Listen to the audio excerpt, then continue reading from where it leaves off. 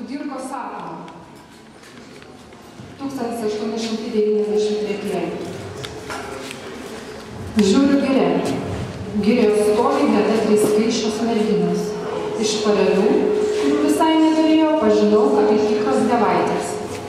Priešais jas stoviu aš, Kudirka, su obuoliu. Viena iš dievaičių pamačiusių obuolį man sako drąsiai: aš esu Lenkė. Jeigu duosi man obuolį, tai aš pažadėsiu būti lietuvė, o paskui bus taip, kaip aš pati norėsiu. Nemaglūpi pareiga brolyka. Ėjau savo ir atsitraukiau. Antra mergaitė, kaip nedrįsdama, sako: aš esu puslietuvė arba puslenkė, galiu būti ir lietuvė, ir Lenkė. Jeigu duosi man obuolį, tai būsiu tuo, ko norėsi. Jeigu aišku, mokėsi prižiūrėti mane. Pakreipiau galvą, patraukęs apatinę lūpą prie viršutinės ir atsitraukiau. Trečioji dievaitė nieko nesako, stovi palenkusi šalia galvą ir su smilium krapšto medžių žievę. Iš to jau pažinau, kad tai grina lietuvaitė. Nužiūrau, nesulaukdamas ano, kada jį prašneka pats užklausau: o tu Didvienė, ar malonėtum obuolį? Tygi, išgirdau atsakymą. Ar imtum iš manęs? Tygi. Tu lietuvė Lenkė? Tygi. Išsidžiojau, išverčiau akis ir nežinojau, kuo toliau klausti. Dar sakau, pasikalbėsiu, bet man graudu pasidarė. Moteris darbingoji lytis turi išugdyti naują pilietišką ir darbingą kartą. Ne tik tarp mokyklos sienų, bet pirmiausia namų aplinkoje turi būti žadinami patriotiniai jausmai. Tygi. Moteriškos protas 3 slogiais už šūdšūdį lengvesnis.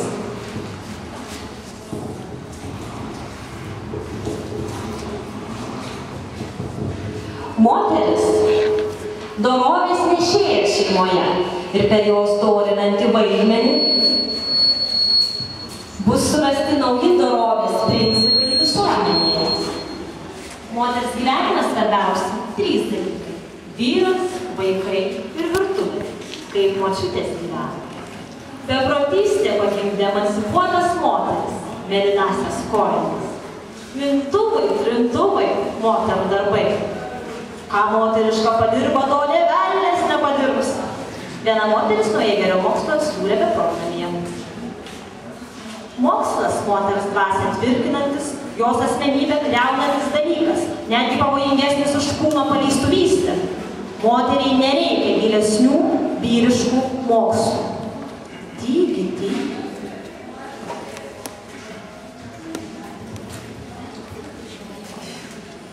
Moteriai vyriškas išsilavinimas nereikalingas. Ir neretai jis tampa netgi kenksmingas, nes moteris tokio gilesnio mokslo neperneša.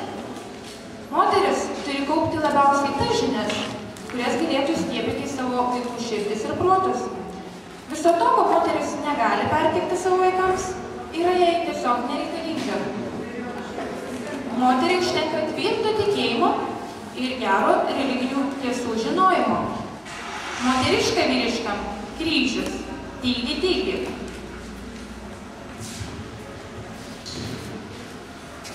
Mergaitės turėtų auklėti ne knygos, bet labiausiai pačių tėvų gyvenimo pavyzdys. Joms reikalingi rankų darbai, kurie neišvengiami net ir bajorų ūkyje. Į ką moteris peilį pagal landą nieks nesužinos net velnias. Būtent ragina visuomenėje. Veikiau padėti nei veikti, daugiau reikštis per kitus nei pačiai savimi. Geriau vykdyti svetimą valią nei savo, gyventi stipriau kitose nei savyje. Neieškoti naujų kelių, eiti išmintais, toli nesiekiant pasaulį matyti namuose, jausti meilę savyje ir aplink save.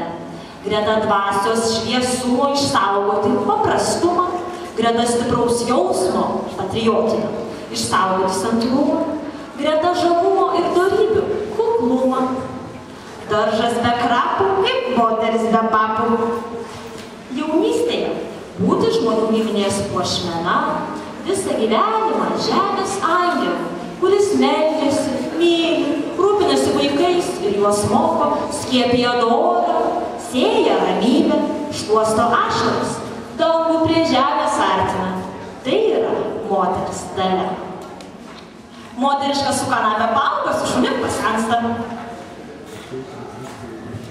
Gyvenam, kad tautos patriarchus po grindyje turim skaityti ir klausytis. Abi lytis privalo alsuoti tą pačią dvasią, tačiau vyro pareiga efektyviai ir darbingai veikti, o moteris turi vainikuoti garbingus vyrus ir niekinti netikėlius. Asilas, moteriškiai ir riešutas bus geri, jeigu bus mušami. Ši mieliausiai visuomenės dalis sudėtingomis valstybės gyvenimo sąlygomis negali likti egzotiniu medžiu, kuris negali mūsų žemėje nei prigyti, nei žydėti. Moteris tai kaip verba, kuo daugiau laužai, tuo gražesnė atžemė. Džiaukis, sūnau, kalbėjo viena motina širdingai bučiuodama sūnų. Džiaukis, kad kare netekai kojos. Dabar kaskart žengdamas prisimins mylimą tėvynę.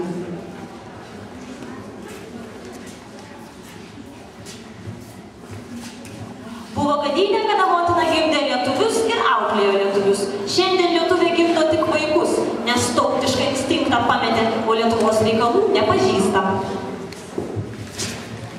Nenoras turėti vaikų, nenoras prisimti sunkių motinystės pareigų dažnai išplaukia iš gilaus egoizmo. Su juo tenka kovoti, lygiai kaip ir su kitomis tautos blogybėmis. Juk mėnesinės galima skaityti persileidimu, nes tada moteris veltui išleidžia savo ovarų kiaušinėlį, kuris pasilieka neprisingtas. Normali moteris turėtų apsieiti be mėnesinių, arba bent jas turėti labai retai. Moteris gamtos skirta tam, kad kuo daugiau vaikų susilauktų, kad subrendusi neščia pastotų ir savo laiku gimdytų. Aukite ir dauginkitės ir užvaldykite pasaulį, pasakyta Biblijoje. Po antro vaiko eina, ar turėtų eiti trečias, ketvirtas ir taip toliau.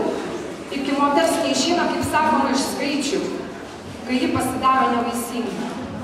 Amen.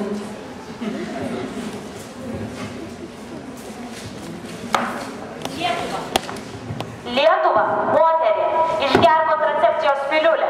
Jei mūsų vitališka meilė tave apvaisins, Lietuva, tavo nepratusios įščios neišlaikys, jos sprogs, išlakstys skeveldromis.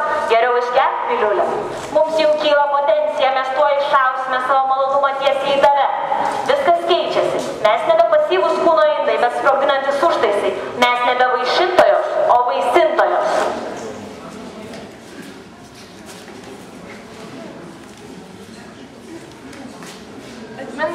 Atmindamos drąsiąsias 17-20 amžiaus moteris, mėlynąsias kojines, tampytas po kalėjimų rūsius dėl užkerpėjusių patriarchalizmą klibinančių įsitikinimų, mes stovime čia, pogrindyje, virš mūsų tos pačios konservatyvios tradicijos pamatai, iki šiol tvirtai laikantis valstybę. Mes čia, kad pagraužtume, išsprogdintume juos kaip tavo Lietuvą, verksmingos gimdos senelės, savo meilės džiaugsmingų orgazmų syvais.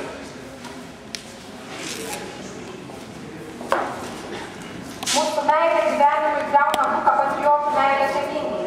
Lietuva, tu juk prievartaujama politikų,